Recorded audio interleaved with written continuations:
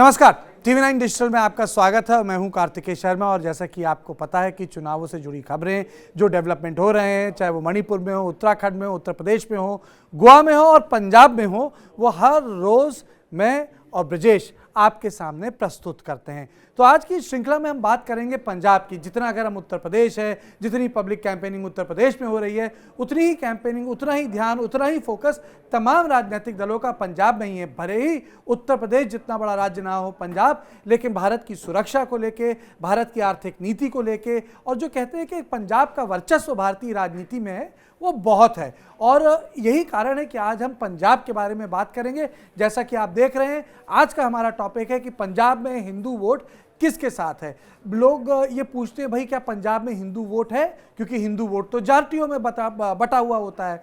लेकिन पंजाब में एक खास बात है कि वहाँ जो सिख वोट है वो भी जातियों में बटा हुआ होता है। पंजाब में बहुत बड़ा दलित समुदाय है। मैं कहूँगा शायद सबसे बड़ा दलित समुदाय इस वक्त पंजाब में होगा अगर हम रिलेटिव कॉम्पोजिशन देखें पूरे के पूरे समाज का। तो इसी तमाम विषय पे और ये इस तरह की राजनीति क्यों हो रही है, ये ध्रुवीकरण दोबारा क्यों हो रहा है, ब्रजेश पांडे मुझे बताएंगे। लेकिन इससे पहले मैं आपको बता दूं कि ये टॉपिक हमने क्यों चुना। आपको याद होगा जो हम हिंदू कंसोलिडेटेड वोट की बात करते हैं वो पहली बार 2014, 2019 या वो 1998 या 1999 के चुनाव में नहीं पड़ा। वो पड़ा था 1984 में जब इंदिरा गांधी का असैसिनेशन हो गया था। वो पहला हिंदू कंसोलिडेटेड वोट हम बोलते हैं, जो एक बहुत ही जिसे कहेंगे दुर्भाग्यपूर्ण दिन था। और उसके बाद जो वायलेंस हुई वो उससे भी ज़्यादा दुर्भाग्यपूर्ण थी। तो ब्रजेश पहले तो मुझे बताइए और दर्शकों को भी समझाइए कि जब हम पंजाब में हिंदू वोट की बात करते हैं तो इसका मायने क्या है। देखिए, पंजाब में हिंदू वोट करीब 39% है, लगभग 40% के इर्द गिर्द आप मान के चलिए, जो लास्ट कैलकुलेशन हुई उसके बाद। तो पंजाब में हिंदू वोट अभी तक क्या होता था कि या तो कांग्रेस की सरकार आती थी या शिरोमणि अकाली दल की सरकार आती थी, जिसके साथ बीजेपी एक जूनियर पार्टनर के तौर पे होता था। और शिरोमणि अकाली दल एक लंबे समय तक, मतलब एनडीए का सबसे पुराना पार्टनर है और सबसे रिलायबल पार्टनर था।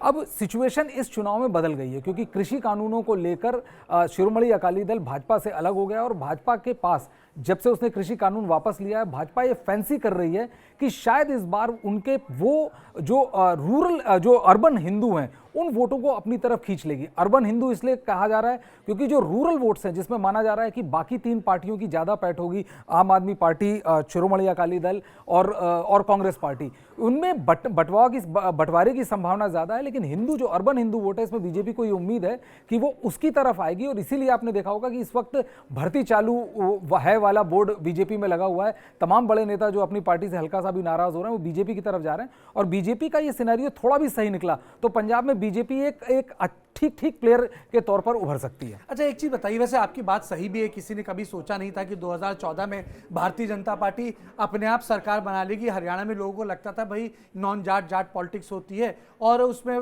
जिसे कहते हैं कांग्रेस पार्टी और वो तमाम दल होंगे जो समाजवादी के, जिनके छोटे घटक थे, देवीलाल की जैसे पार्टी है, उनके बीच में सत्ता इधर से उधर जाएगी। लेकिन आप देख रहे हैं दूसरी बार फिर भारतीय जनता पार्टी की सरकार है। मुझे एक चीज़ बताइए ब्रजेश कि अगर हिंदू वोट इतना बड़ा है तो फिर भारतीय जनता पार्टी का इतना बड़ा एक्सपेंशन क्यों नहीं हुआ? वो एक छोटी पार्टी के रूप में ही क्यों सीमित रही? देखिए, क्योंकि कभी बीजेपी ने ये एक्सपेरिमेंट नहीं किया, कभी बीजेपी ने ये स्टेप नहीं लिया, या कहिए कि स्थितियां ऐसी नहीं बनी कि बीजेपी को ये स्टेप लेना पड़े। इस बार बीजेपी जो स्टेप ले रही है वो भी मजबूरी के तहत है, क्योंकि शिरोमणि अकाली दल को ये साफ लगने लगा था कि यदि 3 कृषि कानून चलते रहे तो वहां पंजाब से उनका सुपड़ा साफ हो जाएगा। इसीलिए आपने देखा होगा हरसिमरत कौर ने बड़ा पार्लियामेंट में बड़ी तेज तर्रार भाषण दी और उसके बाद तुरंत एनडीए से अपना वो ले लिया। तो बीजेपी जो इस वक्त चुनाव लड़ रही है अकेले अपने दम पर, वो बीजेपी की मजबूरी की राजनीति है। क्योंकि इससे पहले यदि 3 कृषि कानून नहीं होते तो शायद शिरोमणि अकाली दल के साथ ही बीजेपी ये वाला चुनाव भी लड़ती और कभी ओरिजिनल मतलब सेपरेट अपने दम पे एक्सपेंशन का बीजेपी कभी नहीं सोचती। अभी क्या है कि वो इस बार चुनाव लड़ रही है, इस बार उसे कैप्टन की पार्टी का साथ है, जिसे उनका मानना है कि जो नेशनलिस्टिक भावना है, जो राष्ट्रवाद की भावना है, जो कैप्टन के साथ जुड़ी हुई कि वो फौज से हैं और हमेशा राष्ट्रवाद के मुद्दों पर बीजेपी का सपोर्ट करते रहे। तो उनका मानना है कि जो अर्बन हिंदू हैं उनको वो कंसोलिडेट कर पाने में सफल हो जाएंगे। यदि ऐसा होता है तो बीजेपी की स्थिति बेहतर होगी। लेकिन अभी जूरी आउट है कि बीजेपी कितना कंसोलिडेट कर पाती है। इसी से जुड़ा एक सवाल पूछूंगा, क्यों मुझे पता है कल प्रधानमंत्री जाने वाले हैं और आपके पास एक्सक्लूसिव जानकारी है कि वो क्यों क्या करेंगे, एजेंडा क्या होगा। लेकिन उससे पहले मैं एक चीज जानना चाहता हूं। 9 साल का था 84 में 85 में 10 साल का था। जब हम पंजाब की बात करते हैं तो एक शब्द आता है पंजाबियत। हिंदू और सिख पंजाबियत से जुड़ा है। हिंदू भी जाता है स्वर्ण मंदिर, और आप देखेंगे जितने बड़े सिख नेता हैं वो स्वर्ण मंदिर के किनारे जो हिंदुओं के मंदिर है वहाँ चले जाते हैं।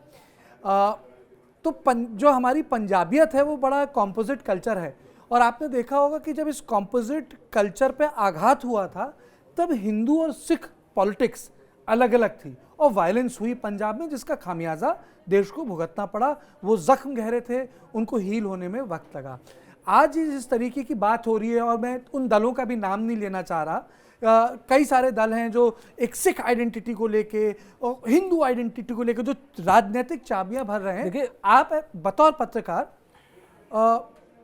उसको कैसे देखते हैं? क्या पंजाब की हेल्थ के लिए ठीक है ये? देखिए, पंजाब की हेल्थ के लिए ठीक नहीं है, लेकिन इसको आप ऐसे देखिए कि जैसे ही चुनाव आता है हर पॉलिटिकल पार्टी जातिगत दलों को, जातिगत समीकरणों को साधने में लग जाती है, क्योंकि उसको पता होता है कि जो उसकी चुनावी वैतरणी है, यदि कोई भी दो मेन जाति के सध गई तो उसकी चुनावी वैतरणी पार हो जाएगी। इसी वजह से शिरोमणि अकाली दल के लिए भी ये चुनाव बहुत महत्वपूर्ण है, कांग्रेस के लिए भी ये चुनाव बहुत महत्वपूर्ण है, क्योंकि यदि कांग्रेस रिबाउंड होकर आ जाती है तो जो राहुल गांधी और बाकी कांग्रेस के एग्जिस्टेंस पे जो सवालिया निशान लग रहे हैं वो नहीं होगा। आम आदमी पार्टी के लिए इसलिए महत्वपूर्ण है क्योंकि आम आदमी पार्टी यदि पंजाब जीत जाती है तो आम आदमी पार्टी का रियल सेंस में एक्सपेंशन होगा, जो कि अभी तक नहीं हो पाया।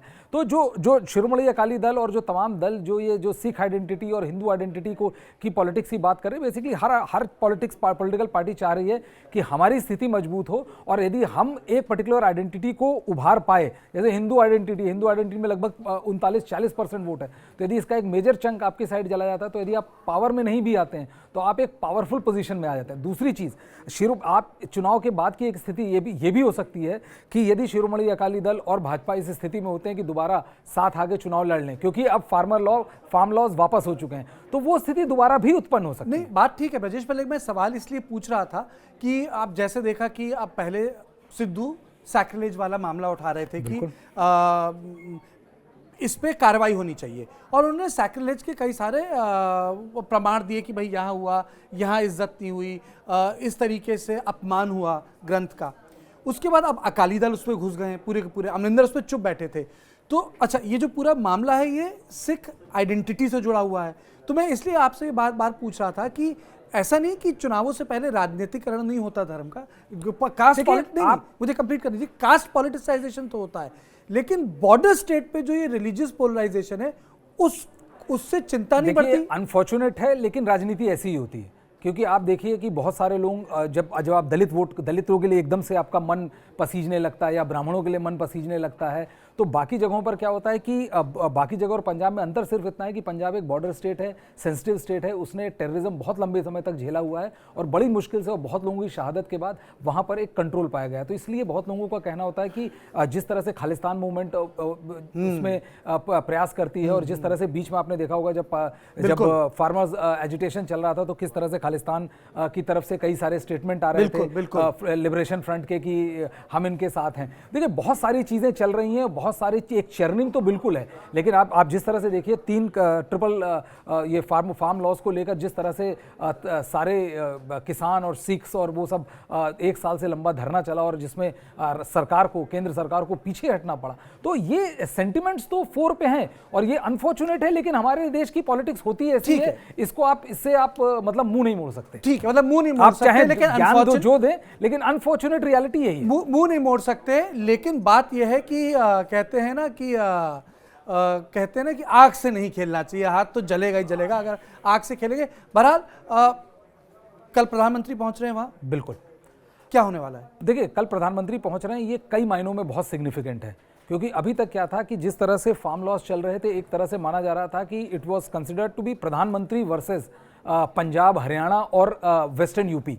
तो एक तरह से एक लड़ाई लंबी चली, और जब चुनाव एकदम सर पे आ गया तो बीजेपी को समझ में आ गया कि फार्म लॉस का जितना फायदा नहीं होगा उससे ज़्यादा उनको चुनावी नुकसान उठाना पड़ेगा। तो फार्म लॉस वापस लिए, सेंटिमेंट्स थोड़े कूल पड़े कि अब एकदम जिस तरह के उग्र तेवर थे उस समय, अब वो सेंटिमेंट धीरे धीरे ठंडे हो रहे हैं। तो प्रधानमंत्री कल जाएंगे और कई हज़ारों करोड़ की सौगात पंजाब को देंगे, लेकिन सबसे इंपॉर्टेंट चीज़ होगा कि फार्म लॉस हटने के बाद प्रधानमंत्री नरेंद्र मोदी का ये पहला दौरा होगा पंजाब में, और ये इसलिए भी सिग्निफिकेंट है कि बीजेपी इस बार पंजाब में प्रयास पुरजोर कर रही कि वो अपने दम पे खड़े हो पाने की स्थिति में हो। प्रधानमंत्री को रिसेप्शन कैसा मिलता है क्योंकि वहां पर वो बहुत महत्वपूर्ण इंडिकेटर तो होगा। आखिरी सवाल मैं ये पूछूंगा आपसे, जैसे उत्तर प्रदेश गए थे तो उत्तर प्रदेश में किसी को ये नहीं था कि वहां जाके वो एम्प्लॉयमेंट की बात करेंगे, हमने इस पर चर्चा भी की, उसमें अयोध्या, काशी, मथुरा जुड़ गया और पूरी भारतीय जनता पार्टी की कल्चरल थीम सामने आ गई, भाई चुनाव इस पर लड़ना है। पंजाब में आपके हिसाब से प्रधानमंत्री का भाषण या जो भी फोकस पॉइंट है किस तरफ जाते दिखेंगे? देखिए, पंजाब में प्रधानमंत्री सबसे पहले तो जो सौगात दे रहे हैं उसके बारे में बताएंगे कि वो सौगात पंजाब के लिए कितना बढ़िया है और किस तरह से इसके होने के बाद पंजाब की स्थिति पे असर पड़ता है। लेकिन उसके साथ साथ प्रधानमंत्री ये भी बताने की कोशिश करेंगे कि जिस तरह से फार्म लॉज आया वो क्यों लाया गया और फार्म लॉज वापस लिया गया तो क्यों लिया गया। ऐसा माना जा रहा है कि शायद इस पर भी प्रधानमंत्री कुछ बोले और एक रीच आउट का मैसेज भी प्रधानमंत्री देंगे, क्योंकि प्रधानमंत्री चाहते हैं कि जिस तरह से बीजेपी वहाँ पर अकेले खड़े होने की कोशिश कर रही है उसमें उनकी इस रैली का काफ़ी महत्वपूर्ण रोल होने वाला है। जैसे आपने देखा होगा उत्तर प्रदेश में भी प्रधानमंत्री फोर फ्रंट पे हैं पिछले एक महीने से। क्या बीजेपी ज्यादा सीटों पे लड़ेगी अमरिंदर की पार्टी से? अभी तक तो सुनने में यही आ रहा है, लेकिन मुझे लगता है कि एक बार जब सारी पार्टियां अपने अपने टिकट डिक्लेयर करेंगी तो ये भी देखना होगा कि बाकी पार्टियों से मास एक्सोडस भी होने की संभावना है, क्योंकि जिसको टिकट नहीं मिलेगा वो उस कोई चुनाव छोड़ना नहीं चाहता। तो वो उनके लिए जो सबसे सीधी पार्टी है, जो स्ट्रेट आसान पार्टी है, वो भाजपा और अमरिंदर सिंह की पार्टी होगी। तो वो